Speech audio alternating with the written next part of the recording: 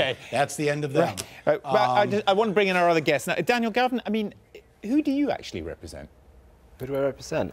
Well, I mean, I represent myself and hundreds, if not thousands, of other people across Twitter and across social media are also representing themselves. And what UK Uncut is doing is we're organising protests against tax avoidance, against the issue of the cuts. And I'm not demanding that anybody hits the streets. These are ordinary people across the country that are hitting the streets because they're furious at these cuts. They also apparently hit a Topshop manager in Manchester. They trashed the Oxford Street store. Well, I mean, I wasn't there. I don't know anything about that. I was at the Oxford Street store. I mean, you know, the fact is that, you know, people in this country are incredibly angry.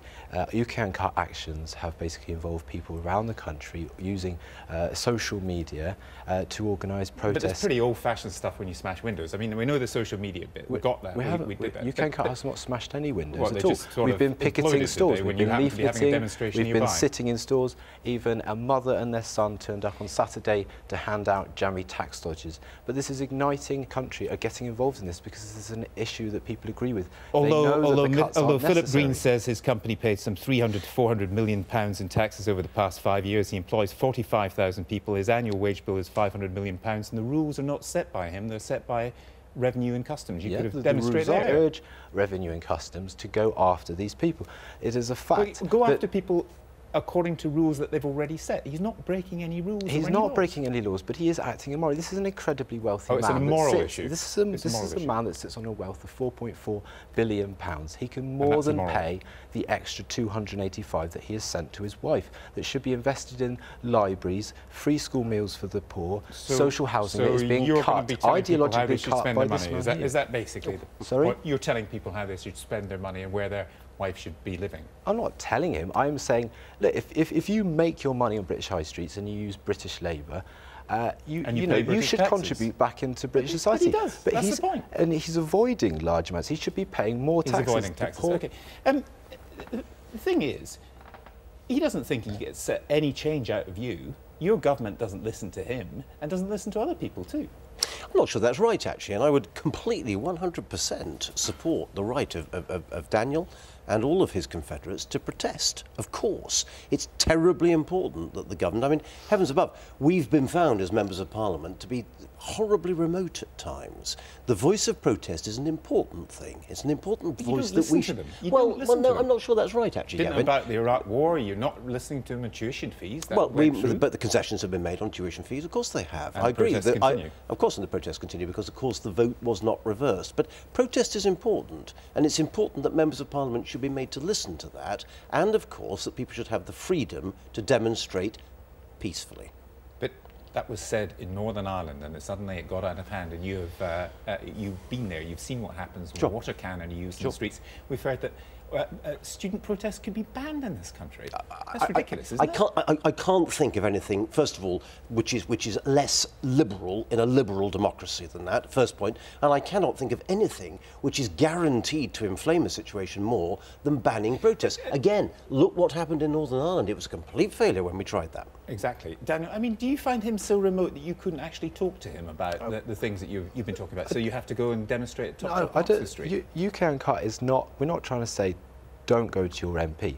I think there's a large public opinion in this country that they're dissatisfied with the form of democracy that we have, that voting once a year, writing a letter to your MP is not enough, and people feel it's necessary to hit the streets. And we have grabbed headlines across the last couple of days that no one could have dreamed of. People now know that there are alternatives to the cuts. That the hundreds of billions of pounds could be reclaimed from wealthy tax avoiders and put into public sector services, and that could not have been achieved by going to my MP. Michael Moore, I just wondered if you felt this actually works. I mean, do protests really work?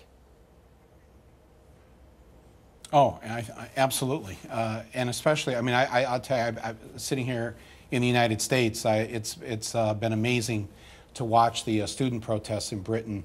Absolutely amazing, and I'll tell you, to the young people who are watching... But they haven't worked. That's my point. They have not worked, have they? They haven't produced the result that the students Well, they haven't want. worked. Well, they never...